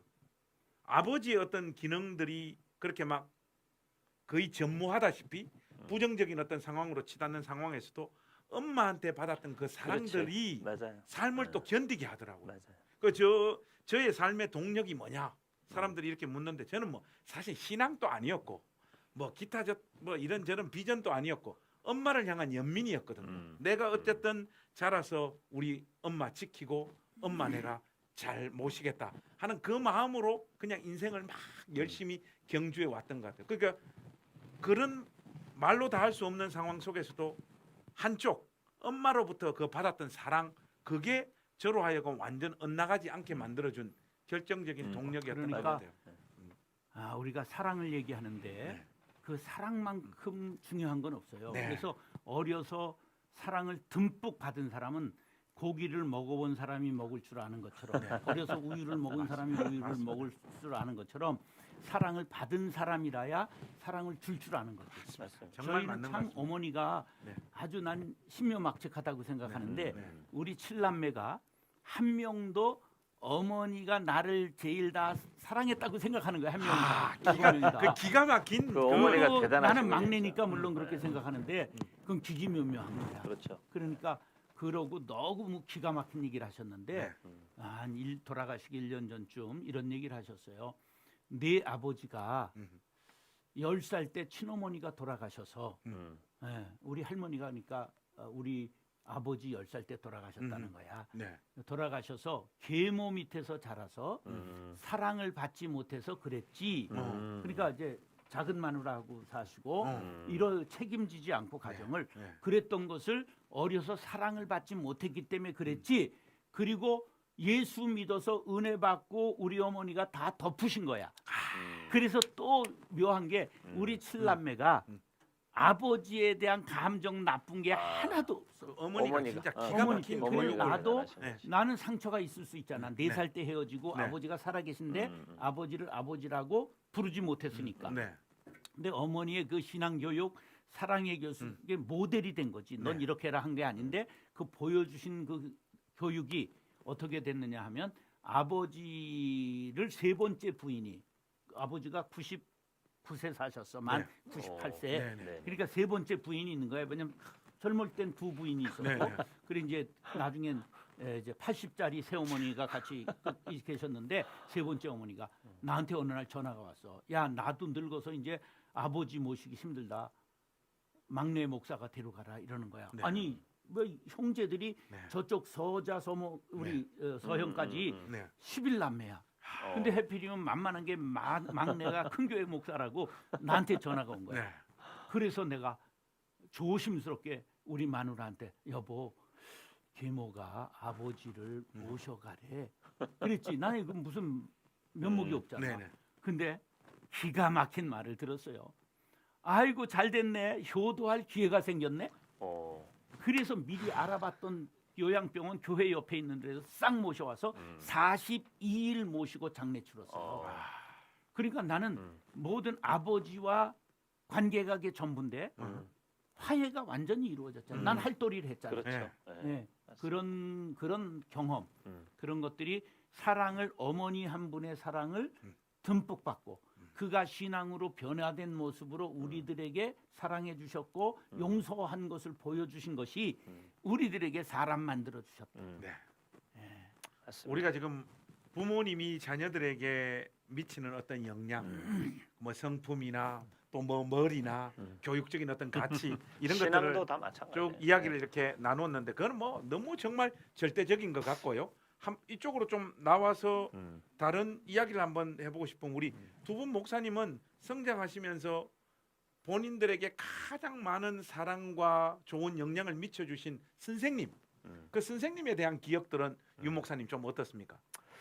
사실은 이렇게 생각해 보면 막 네. 사랑을 엄청 쏟아준 선생님은 잘 기억이 안 나요. 그래요? 예, 제가 이제 청년들한테 특강할 때 이제 꼭 물어보는 질문 중에 하나가 특히 이제 교육 관련된 특강할 때 너네 초등학교부터 대학교까지 생각보다 많은 선생님, 교수님들을 거쳤는데 그 중에 스승의 날이 되면 찾아가고 싶거나 이렇게 힘들 때 뭐 그 선생님의 가르침이나 어떤 따뜻한 어떤 기억이 너를 이렇게 좀 붙잡아 준다든지 그런 선생님이 있냐 이렇게 물어봤을 때 거의 대다수 청년들이 그런 선생님이나 교수님이 없는 거예요. 예, 그런 걸 보면서 그거는 서로에게 비극이다. 그렇죠. 그 선생님은 선생님으로서 무슨 보람이며 또 학생은 학생으로서 교육을 그 20년을 스승이라는 사람들을 겪었는데 삶에 자기 마음에 남는 스승이 한 명도 없다. 이거는 진짜 저는 비극이라고 생각하죠. 하지만 이제 저는 거기서 또 이제 다행이라고 생각하는 것은 그래도 생각보다 많은 청년들이 교회 다니는 친구들이 대다수니까 그렇죠. 강의를 듣는 친구들이 해보면 전도사님, 목사님은 그런 분들이 꼭 있는 거예요. 어떤 전도사님, 어떤 목사님이 자기의 신앙에 또는 자기가 어려울 때, 영적으로 힘들 때 힘이 돼줬던 분. 그거는 저는 한편으로는 다행이라고 생각했어요. 근데 이제 제가 생각해 보니까 사랑을 주었다 이런 선생님은 없는데 제가 한 분의 선생님과 한 분의 교수님이 저는 늘 마음에 있어요. 예, 한번 있는데 한 분은 제가 이제 중학교 3학년 때 우리 담임 선생님이신데 담임 선생님인데 미술 선생님이셨어요. 아하. 그런데 이분이 술을 너무 좋아하시고 여자 선생님이 남자 선생님. 남자 선생님. 근데 술을 너무 좋아하시고 얼굴이 항상 벌겋게 이렇게 다니는 분이셨는데 성격이 너무 괴팍하시고 애들 잘 때리고 이런 분이었어요. 그 항상 매 이만한 그 당구 큐대 같은 매 있잖아요. 그 교련 지봉 같은 네. 매를 들고 다니시고 그런 분인데 근데 이분이 공교롭게도 우리 집에서 한 5분 거리에 있는 아파트에 사셨어요. 그때 당시에 주공 아파트 5층짜리 이런 주공 아파트에 살았는데 이분이 그 우리 반에서 하필이면 집 가까이에 있는 애들을 파악을 하니까 제가 딱 걸린 거예요. 근데 우리 친구들이 5명이 걸렸어. 선생님 집 가까운 데 사는. 이분이 매일 아침에 우리가 학교 가야 되는데 아침에 학교 등교하기 전에 2시간 전에 우리를 그 옆에 제가 진주에서 중학교를 다녔는데 진주에는 여기 한강처럼 남강이라는 강이 있어요. 근데 그 남강 강둑에 우리를 불러내는 거예요. 아침 7시에. 불러내가지고 아침에 거기서 구보를 시키고 다 이렇게 그 강둑에 세워놓고 강을 향해서 뭐 함성 몇 초간 발사 뭐 이런 거 시키고 군대처럼. 근데 일주일에 5일을 불려 나가가지고 매일 아침 그걸 해야 되는 거예요. 그런데 제가 그때는 얼마나 싫겠어요 그게. 네. 그러고는 이제 씻고 집에 가서 밥 먹고 학교 가면 선생님 또 봐야 되는데 그게 너무 싫었는데 제가 좀 시간이 지나고 나니까 자꾸 그 선생님 생각나는 거예요. 그리고 그 선생님이 아침에 그렇게 우리를 불러내서 같이 뛰고 같이 강변에서 소리 지르고 했던 게 다 하나의 추억으로 나한테 남아 있는 거예요. 되게 좋은 추억으로. 그리고 그 선생님 되게 인간적인 선생님이었다. 그다음에 이제 제가 교수님 한 분 생각나는 게 제 대학 다닐 때 제가 작곡을 전공했는데 목사님 음대 나오셨습니까? 네, 작곡을 전공했는데 어. 우리 전공 교수님이 있었어요. 근데 이제 나는 사실 나는 오늘 그거 처음 알았네. 그래요? 네. 다 제가 역사를 전공했다는 사람도 있고 역사 네. 책 쓰니까. 네. 근데 저는 작곡을 전공했어요. 근데 이제 저희 작곡 전공 지도 교수님이 계셨는데 이 교수님이 제가 이제 뭐 이거 약간 방송에 나가면 안 되는 내용인데 좀 나가도 됩니다. 제가 어차피 이제- 시청률이 많이 떨어지기 때문에. 근데 제가 이제 예를 들면 우리는 이제 전공은 1대1 레슨을 받는 거거든. 네, 네, 네. 근데 작곡이니까 예를 들면 선생님하고 학기 초에 만나서 이번 학기에 무슨 곡을 쓸래? 그러면 뭐 이번에 뭐 관현악을 쓴다든지 이번에 뭐 트리오를 한번 써본다든지 이렇게 이제 정하는데 제가 첫 시간 선생님하고 그 정하고 나서 학기 말이 될 때까지 전공 수업을 안 들어가는 거예요. 왜요? 왜냐하면 대학생 때는 그 제가 이제 목사 아들로 자랐는데 중고등학교 때 완전 교회로 하나님께로부터 멀리 도망가다가 대학교 와서 하나님을 다시 만났거든. 그래서 이제 대학교 1학년 때 헌신해가지고 그때 막 찬양사역에 미쳐가지고 수업도 빠지고 찬양 집회하고 돌아다닌 거예요. 맛이 같구만. 수업도 빠지고 찬양 집회하고 돌아다니고 선교 다니고 막 미쳐가지고 방학 때는 온통 선교 막 거지 전도여행 다니고 전국 조선 팔도를 다니고 그랬단 말이에요. 네. 그러면서 수업은 전공 수업도 학기 초에 들어가고 기말이 됐는데도 안 들어가고 우리 선생님이 애들이 그러는 거예요. 선배 오늘도 교수님이 선배 찾아서 연습실을 다 한 바퀴 돌았다는 거예요. 윤은성이 어디 갔냐고. 매주 그러는 거예요. 이제 학기 초에 곡만 써가지고 들어가면 선생님이 무조건 항상 학점을 B+를 주는 거예요. 그게 뭔 의미예요? 그러니까 그냥 봐주는 거죠. 근데 제가 나중에 알았어요. 음. 다른 교수님이 저한테 얘기하시는 거예요. 다른 교수님들 수업도 내가 얼마나 빠졌겠어요. 집회 돌아다닌답시고. 근데 교수님들이 다 저한테 학점을 B 플러스를 주는 거예요. 그래서 제가 보니까 우리 교수님이 한마디 하셨다는 거예요. 자기가 보니까 저 은성이는 나중에 그분 카톨릭 신자거든. 그러니까 쟤는 보니까 나중에 성직자가 될 놈이라는 거예요. 나중에 성직자가 될 놈 같이 보인다. 그때는 저는 신학은 생각도 안 했는데 그렇기 때문에 그냥 우리는 얘를 그냥 잘 졸업만 시키자. 선생님이 그렇게 얘기했다는 그때는 거예요. 낭만이 있었어요. 학점 그렇지. 주는데도 그럼 그- 그리고 그 선생님이 우리 학교 선생님들 중에 유일하게 자기 수업 시간에 학생들 다 데리고 학교 뒷산에 올라가서 지갑에서 돈 꺼내서 남자애들한테 주면서 가서 막걸리하고 과자 사오라 그래가지고 둘러앉아가지고 학교 수업을 막걸리 마시면서 사는 이야기들 다 해보라 그러고 그런 교수님 계셨거든. 그런 의미에서 보면 지식을 이렇게 전달하는 차원에서 기억에 남는 선생님들은 그렇게 많이 없는 거예요. 그럼요. 그죠? 우리 혹시 정 목사님 제일 기억에 나는 선생님이나 스승 있으시면 예, 저는 어려서 네. 초등학교 2학년 때 조혜정 선생님이라고 기억이 되는데 아마 그건 찾아봐야 될 거예요. 정말인지 기억엔 그렇게 있는데 조혜정 선생님이라고 조금 아신 선생님이었는데 제가 이제 집에서 미술 숙제를 내면 그려오는데 학교에는 크레파스를 못 가져오는 거야. 왜냐하면 우리 형 두 학년 위인 형님은 크레파스가 있었고. 왜냐면 뭐 앙앙앙대고 막 그러니까 등록금도 먼저 갖다 내는데 난 맹꼴찌에 말하네.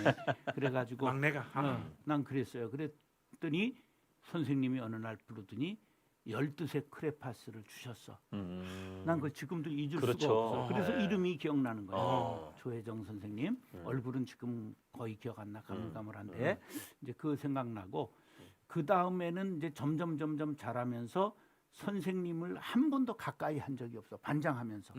그래서 고3 때 우리 정택상 선생님은 나중에 교수로 이제 화학과 선생님인데 공부를 더 하셔서 교수가 되신 분인데 아주 훌륭한 분이야. 그런데 그분이 알듯 모를 듯한 말했어.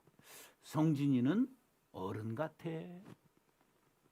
한 번도 와서 반장이 무슨 의논을 하거나 지 맘대로 해버리니까.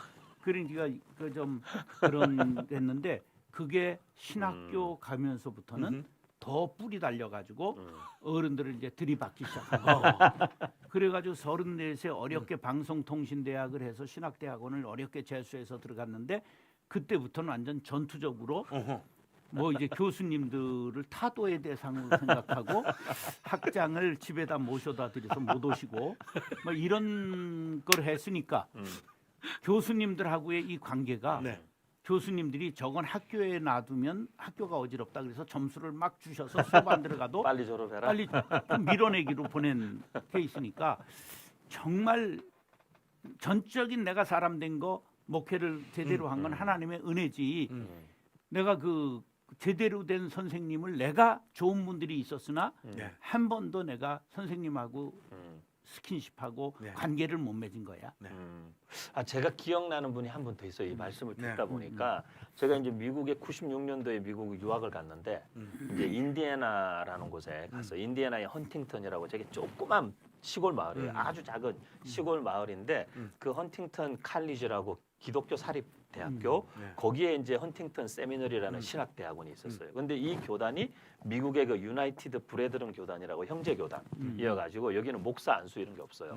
근데 이제 그리고 MDiv도 없고 그냥 MA 하고 뭐 이런 과정만 있었는데, 근데 거기 이제 MA 과정에 처음에 입학을 했는데 그 대학원의 대학 원장님이 이렇게 그 켄터키 프라이드 치킨 할아버지처럼 생기셨. 이렇게 뭐 체구가 크시고 얼굴 이렇게 수염 허여시고 머리도 하얗시고 우리 정 목사님처럼 그리고 이제 배가 이렇게 나오셔가지고 막 이렇게 숨을 좀 몰아쉬고 건강이 안 좋으셨어 보니까 예, 그러셨는데 그분이 이제 제가 미국에 처음 갔는데 영어도 잘 못하고 한국 사람도 한 명도 안 사는 동네였어요. 그 동네가. 안 사는 동네니까 한인 교회도 없는 그런 곳이고 미국 교회를 다녀야 됐는데 근데 그 대학 원장이신 분이 제가 그냥 한국에서 온 유학생인데 저한테 정말 많은 사랑을 주신 것 같아요. 그래서 그분 덕택에 뭐 예를 들면 나보고 개인적으로 뭔가 볼 일이 있거나 음. 차가 없으니까 또 음. 미국은 차 없으면 못 움직이니까 차가 필요하면 자기 세크리터리한테 항상 얘기하라는 아하. 거예요. 근데 그 비서분도 이게 미국 그 되게 곱게 나이 드신 그 할머니, 백인 할머니셨는데 정말 제가 뭘 부탁해도 항상 자기 차로 저를 태우고 뭐 시청에 갈 일이 있으면 시청에 가서 저 대신 다 이렇게 옆에서 통역으로 거들어주고 해주시고. 그리고 뭐 은행 가서 뱅크 어카운트 여는 것도 되게 어려운데 음. 이분이 가가지고 대신 다 보증 서듯이 해주시니까 쉽게 시청 가도 쉽게 마트 장 보러 가는데도 다 그건 해주시고 그래서 그 대학 원장님이 되게 따뜻한 저를 이렇게 미국 처음 가서 되게 외롭고 삭막할 때 되게 잘 돌봐주셨던 그분 기억이 나요. 목사님 말씀. 결국은 그 사랑받았던 어떤 기억들, 그렇죠. 내가 존중받았던 어떤 기억들이 상상을 초월하는 무언가를 우리 안에서 이렇게 만들어내는 것 같아요. 어떤 맞아요. 에너지를 음. 끌어내고 자기 삶을 뚫고 가도록 만들어주는 어떤 동력이 되는 것 같아요. 저 같은 경우는 뭐 아까도 말씀드렸습니다마는 뭐 가정적인 형편이 좀 그러다 보니까 뭐 학교 가서 선생님들한테 사랑받을 기회가 없죠. 우리 때만 하더라도 많이 두들겨 팼잖아요. 엄청 많이 맞았죠. 뭐 공부 못하지, 까불지, 뭐 하니까 뭐 노상 맞았던 기억들밖에 없어요. 초등학교, 중학교, 고등학교 늘 그런데 제가 고등학교 1학년 때 우리 고향 교회인 그 울산 침례교회 쭉 교회학교 때부터 다녔지만은 뭐 그렇게 다니다가 고1 때 만났 그 우리 고향교회 지금 권사님이신데 우리 이정혜 선생님 만났는데 나를 처음 만난 날부터 안아주시고 내가 관성아 사람 좀 볼 줄 아는데 네 눈을 보니까 너는 보통 애가 아니다. 앞으로 커서 엄청나게 큰 인물이 될 거다. 선생님 말대로 되나 안 되나 봐라. 그때만 하더라도 이게 제가 다이펑셔널 패밀리 가정 출신이니까 그런 말들이 곱게 안 들리는 거예요. 칭찬을 받아도 와, 이 아줌마 봐래. 이런 식으로 마음을 꼬셔가지고 계속 교회 오게 하네. 이렇게 되는 거예요. 그런데 그때 저를 만나고 그 시간 이후로 부어주신 사랑들 있잖아요. 등록금 없으면 등록금 다 대주시고 용돈 주시고 뭐 이루 말할 수 없는 맞아요. 사랑들을 엄청 맞아요. 받았어요. 그 웰라 캐드라 그 뭐 대주교에게 죽음이 오다라고 하는 책에 보면 웰라 캐드가 그런 말을 해요. 사랑이 있는 곳에는 반드시 기적이 나타난다. 제가 우리 선생님 사랑 받고 부모들로부터 충족되어지지 못했던 그 결핍들이 채워진 거예요. 맞아요. 거기서 마음이 녹아지고 선생님이 가르치는 하나님 말씀 듣고 제가 회심한 거예요. 그래서 제가 이제 신학교 맞아요. 갈 때 우리 선생님이 저보고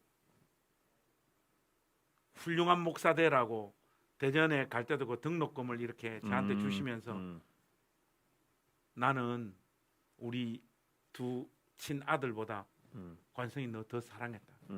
제가 그 사랑을 잊지를 못해요. 맞아요. 그래서 그 이후로도 저 손을 놓으신 적이 없고 그 작년도 코로나 오기 전에 우리 고향교회 70주년 부흥회가 있었는데 제가 강사였어요.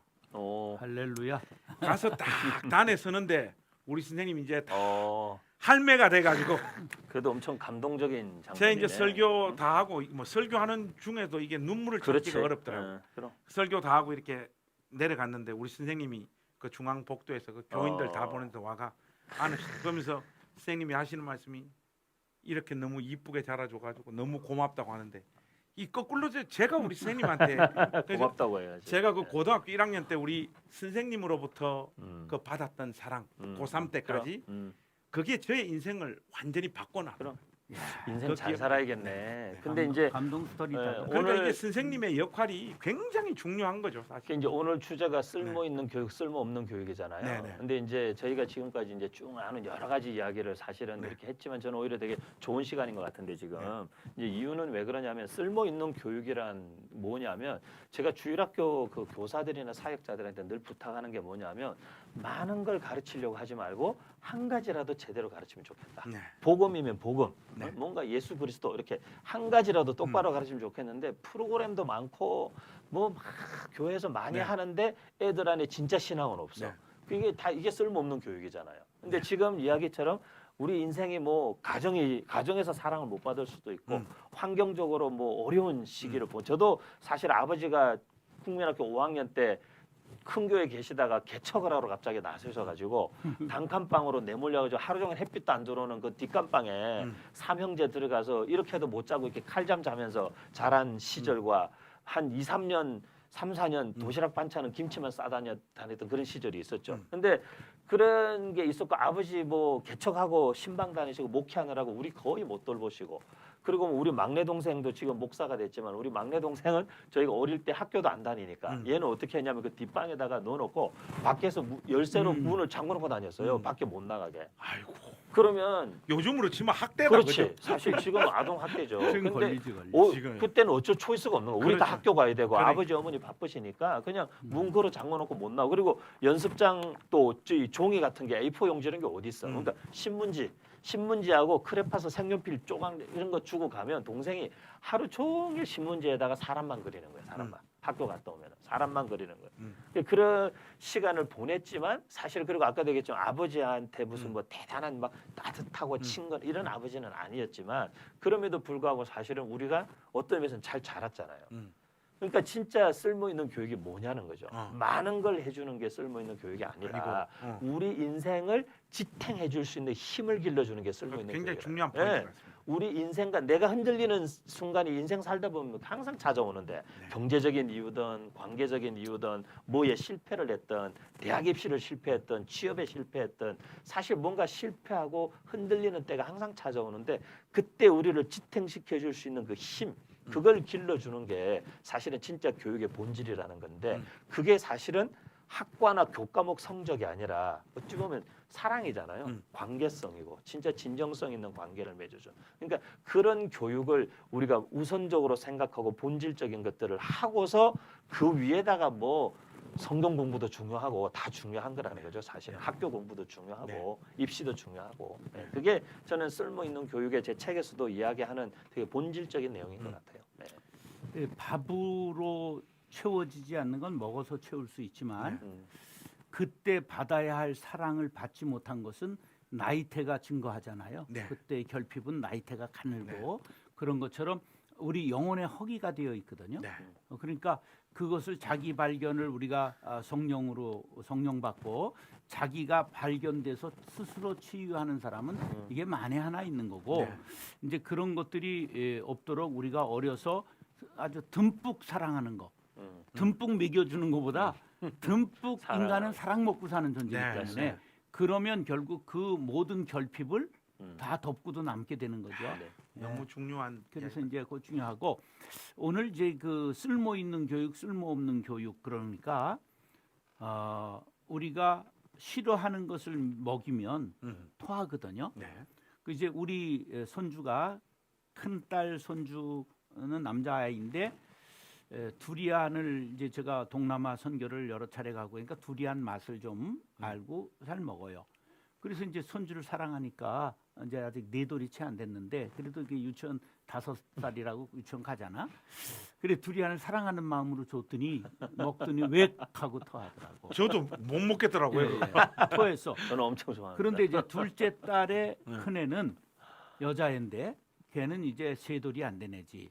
그런데 두리안을 줬더니 싹 오물오물 너무 잘 먹는 거야. 그러니까 사람의 차이가 다 있는데 맞습니다. 우리는 똑같은 교육을 해가지고 점수 내길 맞습니다. 스타디를 해서 만점을 다 받아야 정상이야. 그렇죠. 내가 얘기를 했잖아. 난 수학을 40점으로 다 떼었다고.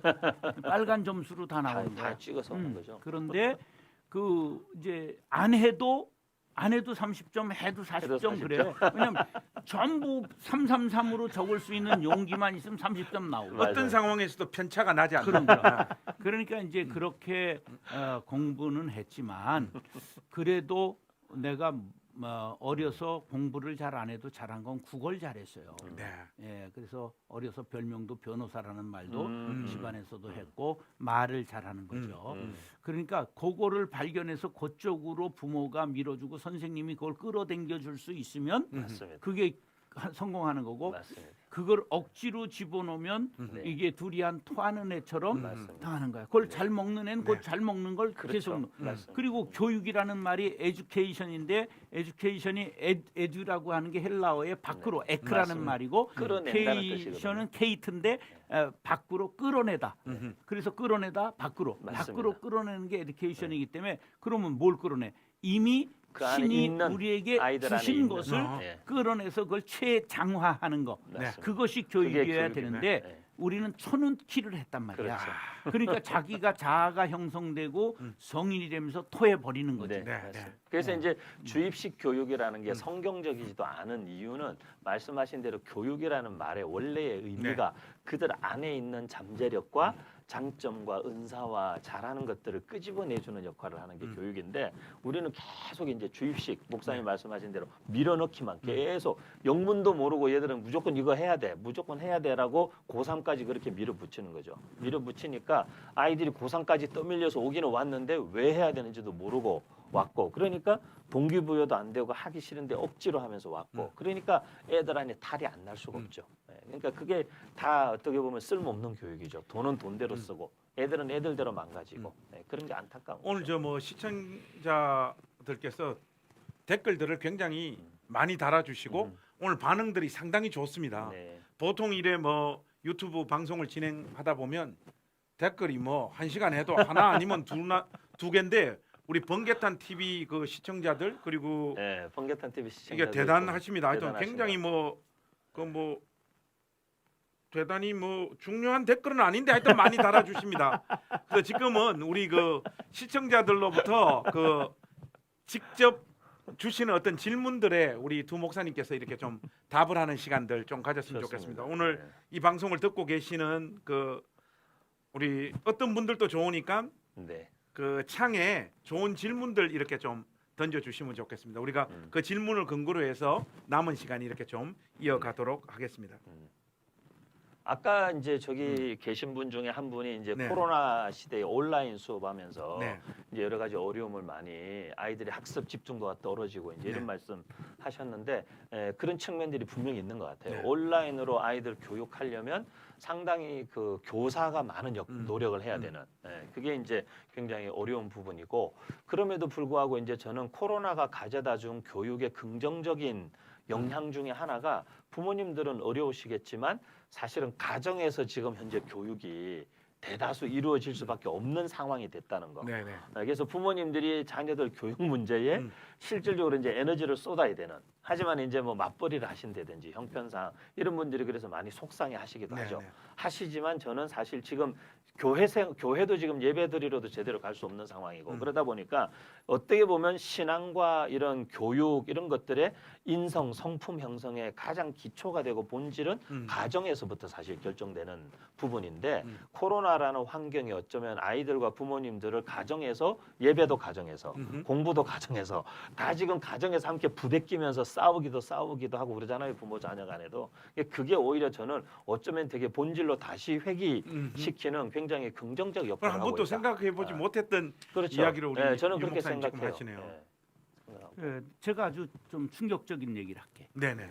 그 저 듣는 분들이 저런 얘기도 있나 그럴 텐데 이거 있는 겁니다. 네. 지랄 총량의 법칙이 있어요. 예, 있습니다. 한 사람이 네. 평생을 떨어야 될 지랄 음. 그것이 총량이 성향이 정해져 있다는 거야. 네. 맞습니다. 그래서 사춘기에 지랄을 떨면 네. 사춘기에 덜 떤다는 거죠. 네, 나이 맞습니다. 들어서. 네. 그런데 이제 사춘기 없이 자란 사람이 나중에 돈이 생기고 환경이 됐다. 그거를 막 60, 50, 60대 가지고 바람 피고 막 난리치고 해야 되는 거. 근데 우리 권사님 한 분이 남편이 요새 남편 어때? 그랬으니까 어려서 사춘기를 못 겪고 가난하게 살아서 그렇죠. 이러는 거야. 내가 권사님 그러면 됐어. 왜냐면 권사님이 이해해 버린 거야. 도가 텄어 이분이. 그것을 학문으로는 정해지지 않았지만 어느 학자가 얘기했는데 그걸 지랄 총량의 법칙이라고 있습니다. 하는 네, 거야. 맞습니다. 네. 그러니까 노는 것도 공부하는 것도 마찬가지야. 맞습니다. 우리가 애들이 어려서 다 놀아보면요. 네. 더 놀 게 없으면 이제 그럼요. 공부할 수 네. 있어. 네. 내가 그런데요. 제가 이건 뭐 참 뭐 솔직해야 되니까 초등학교 6학년 때부터 중3 때까지 섰다를 했어요. 섰다는 이건 노름을 말씀하시는 그렇죠. 거죠. 그 이제 어. 동양화 동양화. 동양화 동양화 열심히 하셔야죠. 어려서 뭘 그렇게 했겠느냐. 근데 이미 중3 때는 응. 제가 신문 배달을 했는데 사람 데리고 하는 배달을 했어요. 중2 때 시작했는데 어. 중3 때는 네네. 800원을 중2 때 배달료를 받았는데 어. 중3 때 15,000원 벌었어요. 20배. 와, 그러니까 등록금 내고 뭘 그렇게 버니까 그렇죠. 등록금 엄청나게 내고 보신 건데 사실. 빵 다 사 먹고 노름 자금이 있는 거야. 왜냐면 제가 중2 때 신문 배달을 했는데 예. 제가 중2 때 신문 배달할 때 한 달에 2만 원 받았거든요. 그래 근데 그거 시대가 목사님이 벌써 중2 시절이면 그러니까, 그때 만 몇천 원 버셨으면 어마어마하게 그러니까 6.25 적역인데 그러니까 어마어마한 그랬는- 돈을 버신 그래서 거죠 사실은. 이거를 제가 타짜를 할 정도로 했어요. 타짜는 뭐냐면 속이는 걸 말하는 거거든요. 그러죠. 그러죠. 패 돌리고 밑에서 싹 뽑아서 밑장 빼기. 그 밑장 빼기. 아, 그 뭐 이거 안 쳐. 이거 치는 것 같지만 안 치는 거야. 그럼 다 난 밑에 뭐가 있는 줄 알니까 내가 싹 이렇게 갖고 이런 것들을 패를 돌리고. 그거를 할 줄 알았어요. 그리고 포커 페이스라고 그러죠. 얼굴 안 변하는 거. 네. 얼굴 보는 걸 아니까 초짜들이니까 얼굴락불그락 하거든요. 이제 그런 걸 중3 때 했는데 그 다음에는 재미가 없는 거야. 맞습니다. 라스베가스에 가서 네. 그 붕에 가가지고 이제 거기를 관광 갔는데 뭐 돈을 바꿔줘가지고 이제 이거 넣고 이거 땡기잖아. 예. 그게 뭔 재미가 맞아요, 있어. 재미없어. 이미 총량이 네. 노는 걸 어렸을 때 다 골프장 가잖아요. 네. 골프를 그냥 우리 도둑자치기 있잖아. 딱 쳐서 네, 딱 때리고 도망가고 이런 거 네. 너무 재밌는 걸 해봐가지고 골프. 골프를 왜 그렇게 필드가 넓은데 밟고 그냥 자유롭게 가고 볼 팍 날려버리면 되지 그 구멍을 찾아가서 넣고 아이고 좀스럽게 그러니까 이게 우리 아이들에게 논다고 뭐라 그러지 마세요. 그럼요. 질릴 때까지 놀아라. 그러면 언젠가는 하겠고 집 앞벌이는 하나님이 다 주신 거 아니겠냐. 그럼요. 이렇게 큰 마음을 부모가 갖고 애를 사랑만 하면 네. 분명히 자기 밥벌이 하는 사람 그럼요. 되고요. 네. 네. 하나님이 주신 믿음을 일깨워 주면 훌륭한 사람 된다. 목사님 말씀 이렇게 듣다 보니까 저의 어떤 성장 과정 속에서 저는 뭐 초등학교 때부터 이렇게 교회를 다니다 보니까 또 한국 교회의 어떤 그 신학이나 신앙 칼라가 근본주의적인 성향이 굉장히 강하잖아요. 저희들 자랄 때만 하더라도 굉장히 율법주의적이고 그리고 바로 신학교를 갔으니 저는 뭐 술 담배도 한 번도 못 해봤고 이상한 영화도 한 번 못 봐봤고 이러다 보니까 요즘 그런 욕망들이 막 이렇게 들끓는 것 같습니다. 조심해야 되겠네. 그러니까 근데 그리고 이제 굉장히 중- 공감이 저기- 많이 가네요. 중2 때 술 담배 했고요. 네.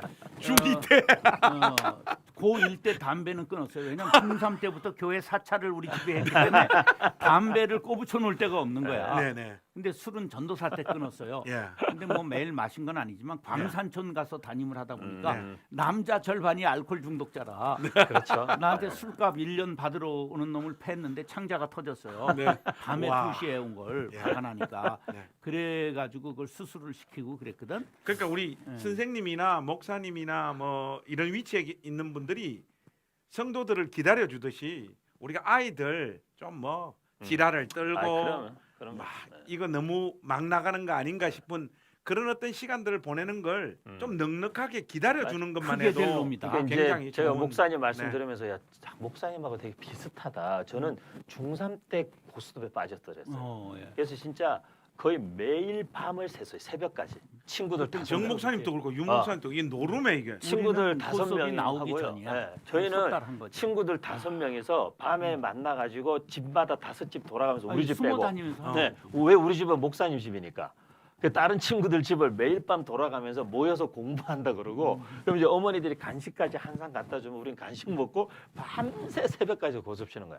제가 왜 이렇게 쓰임 받나 싶었더만 결국 거룩해서 쓰임 받는 거다. 근데 이제 방금 이제 우리 목사님 말씀하신 것과 함께 교육에 대해서 제가 이제 조금 이제 잠깐 말씀을 좀 드리고 싶은 거는 이제 최근에 제가 교육 문제에 대한 책을 쓰고 그러다 보니까 이제 교회들에서 이 교육 관련된 이제 설교나 특강을 부탁을 많이 받는데 네. 이번 여름에 특히 그랬는데 그게 이제 본문을 뭘 정할까 고민을 하면서 기도할 때 이제 제가 좀 떠오른 게 전도서 3장이었어요. 네. 전도서 3장이 천하 만사의 때가 있고 네. 이제 그 길을 시작하죠. 그래서 네. 때에 대해서 슬퍼할 때가 있고 기뻐할 때가 있고 다 이제 안을 네. 때가 있고 밀어낼 때가 있고 때에 대해서 얘기하는데 그게 교육하고 너무 밀접한 관계가 있거든요. 특히 이제 지금 목사님 두 번 목사님 말씀하신 내용 같은 제가 그 전도서 3장에서 교육과 관련해서 세 가지 때에 대해서 얘기하면서 첫 번째는 모든 사람에게는 다 하나님의 때가 있다. 근데 이제 그 때가 이제 다 서로 다르다는 거죠. 어허. 근데 우리는 이제 한국 사회가 중학교 졸업하면 고등학교 가야 되고 고등학교 졸업하면 대학교 가야 되고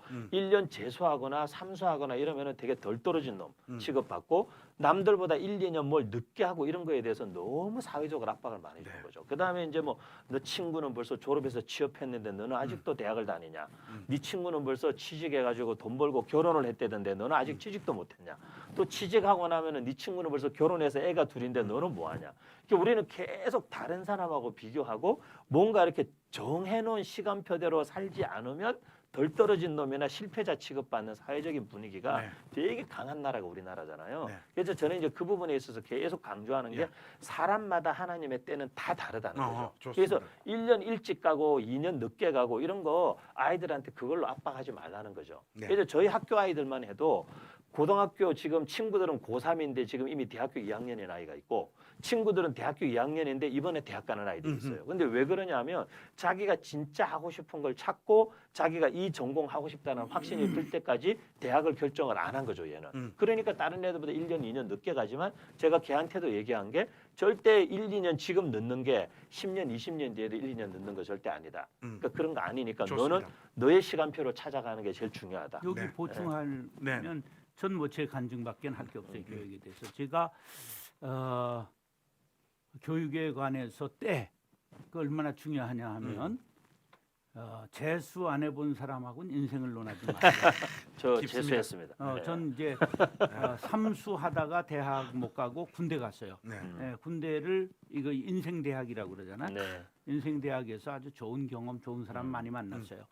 그리고 학사 자격을 방송통신대학을 11년 해가지고 그러니까 대학을 4년 하는 건 쪼잔해질 수밖에 없는 거야. 대학은 10년 이상 이렇게 해야 품이 넓어지고 아량도 생기고 그러죠. 그래서 33세 학사 자격을 딴 거야. 그래서 이제 시험 봐서 떨어지고 야, 34세 네. 대학원 신대원을 들어간 거야. 그래. 예, 그런데 내가 나 자신도 큰 목회를 내가 어떻게 꿈을 꿨겠어요. 늦게 들어갔고 그러니까요. 그 공고 나왔고 공장 노동자 생활도 했고 대학을 정규 대학보다 더 훌륭한 방송통신대학을 나왔고 이랬기 때문에 내가 무슨 뭐 이렇게 큰 목회 한 번도 말을 해본 적도 없고 그렇게 한 적도 하리라 꿈도 꿔본 적이 없어요. 그런데 내가 좀 통이 크고 남들보다 하는 게 이렇게 스케일이 크더라고. 근데 그게 어디서 나왔냐? 어려서 호연지기를 키웠잖아. 맞습니다. 맞아요. 네.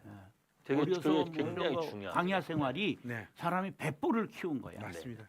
그런 것들이 그런 게 하나님이 그런 걸 다 쓰시더라. 맞습니다. 네. 그래서 저는 그 때에 대해서 너무 애들 압박하지 말라는 거죠. 좋습니다. 다른 친구들하고 비교하면서 그렇게 지금 하지 말라는 거죠. 이제 시간이 거의 다 돼가요. 네. 지금 53분인데 이게 참 안타깝습니다. 그래서 지금 오한방 타임 오늘의 한마디 타임. 방송 소감 중요합니다. 지금 댓글이 막 올라오고 있는데 오늘 방송에 대해 채팅창에 짧게 한마디 남겨주세요. 가장 인상적인 댓글을 남겨주시는 분들에게 선물을 드리도록 하겠습니다. 주로 저에 대한 찬양을 많이 이렇게 올려주시는 분들 중심으로 뽑도록 하겠습니다.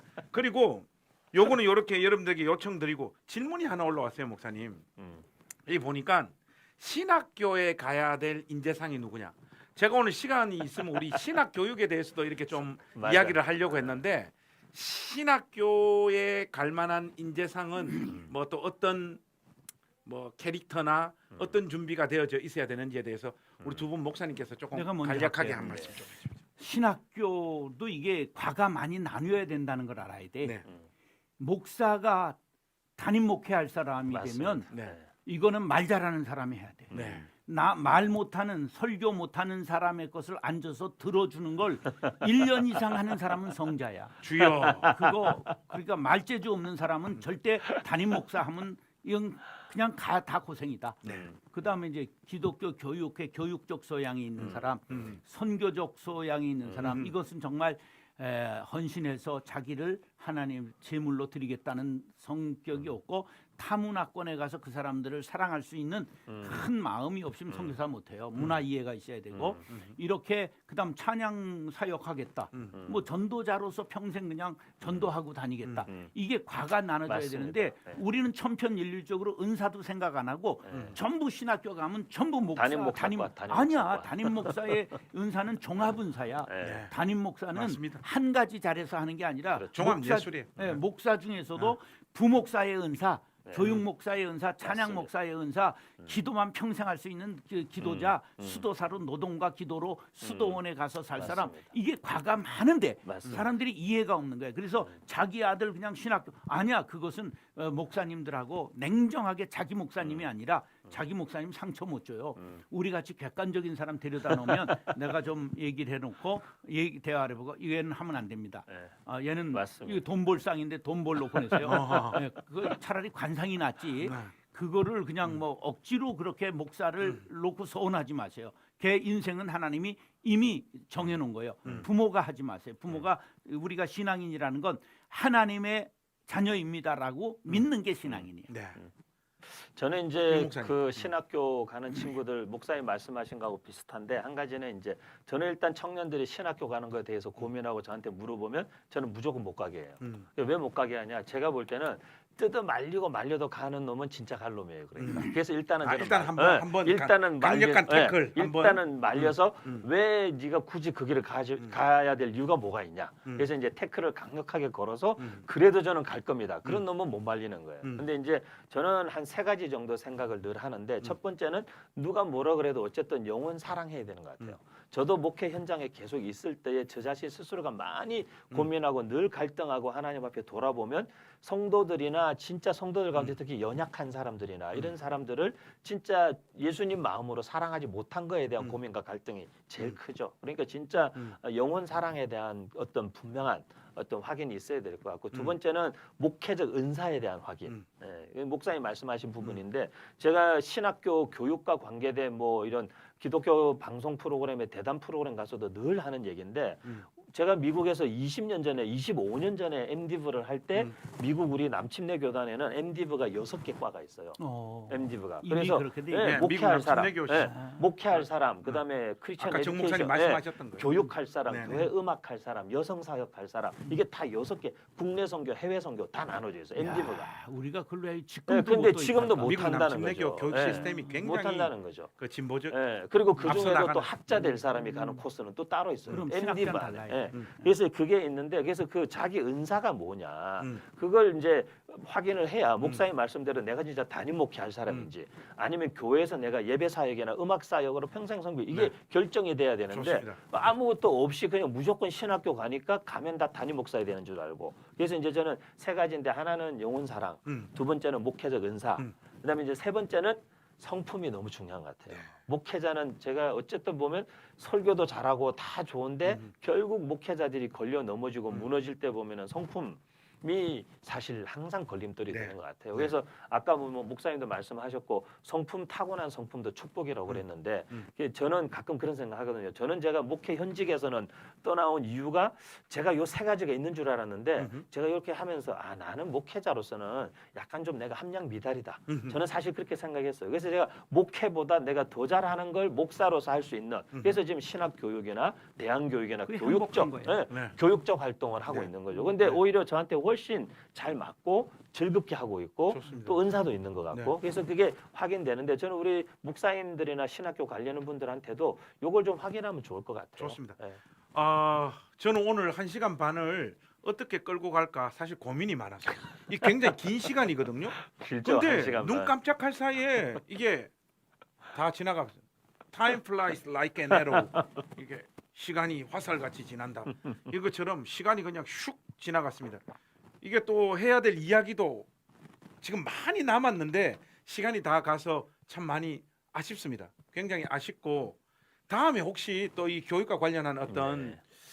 이야기를 나눌 수 있는 기회가 있으면 우리가 한 번 더 찾아서 네. 두 분 목사님 모시고 좀 더 이야기를 나누었으면 좋겠고요. 네. 오늘은 좀 아쉬움을 뒤로 하고 여기서 마무리했으면 좋겠는데 지금 댓글들이 이렇게 많이 올라왔어요. 오한방 타임에서 우리 목사님들이 제일 좋은 댓글을 하나씩 이렇게 말씀해 주시면 좋겠습니다. 쭉 보신 댓글들 중에 네. 제일 인상적인 댓글이 어떤 거였는지 하나씩 좀 말씀해 주십시오. 뭐 역대급 진행 김관성 목사님 이런 건 안 될 것 같고 이분으로 해야 될 것 같습니다. 그래서 그건 아닌 것 그, 같고 네. 네, 그건 아닌 것 같고 그, 뭐 3인 3색 각각 먹쟁이 목사님들과 즐거운 시간 뭐 요 정도는 괜찮을 예. 요 정도는 괜찮을 것 같습니다. 야, 세 분 또 나와 달라. 그런 요청도 많고. 그래서 뭐 그 이 썸네일의 그 영광을 안게 되시는 분은 우리 그 번개탄 관계자들이 선정하셔서 네, 그럼요. 그렇게 하면 좋겠습니다. 우리 두 분 목사님 어려운 자리 이렇게 함께 해 주셔서 감사하고 너무 즐겁고 또 유익하고 아니, 진짜 사회를 이거 보면서도 굉장히 좀 한 많은 도전이 많이 2부, 됐습니다. 3부 하면 재밌을 것 같아요. 예, 예, 예, 교육 예. 놓고. 네. 저는 우리 정 목사님이 너무, 교육에 예. 대해서 이렇게 또 경험을 이렇게 예를 들어서 잘 정리된 생각을 갖고 계실 거라고는 진짜 오늘 깜짝 놀랐어요. 정 목사님하고 저하고 네. 이렇게 뭐 대담하는 시간들 많이 있었습니다만은 어떤 주제가 주어져도 그러니까요. 정 목사님 너무, 굉장히 좋은 네. 이야기들 많이 해주시고요. 오늘 또 윤 목사님 이 설모 있는 교육 마지막으로 이거 선전 한번 하고 가야 되죠. 여러분 이 책 안 사면 여러분들은 번개탄 가족으로서 자격이 없습니다. 무조건 지금 예스24로 달려가셔서 이 책을 주문해 주시면 감사하겠습니다. 동시에 본질이 이긴다도 한 권씩 더 사주시면 좋겠고요. 좋습니다. 자, 우리 같이 인사 한번 하고 네. 오늘 방송 여기서 마무리하도록 하겠습니다. 다 같이 인사하겠습니다. 네, 감사합니다. 예, 안녕히 계십시오. 감사합니다. 감사합니다.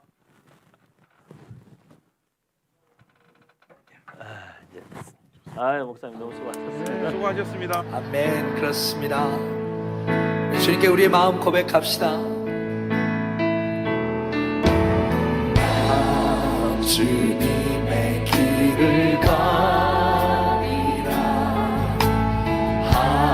하늘의 부르심 따라서 주님의 얼굴을 구할 때 거룩한 성령이 나 주님의 길을 가리라.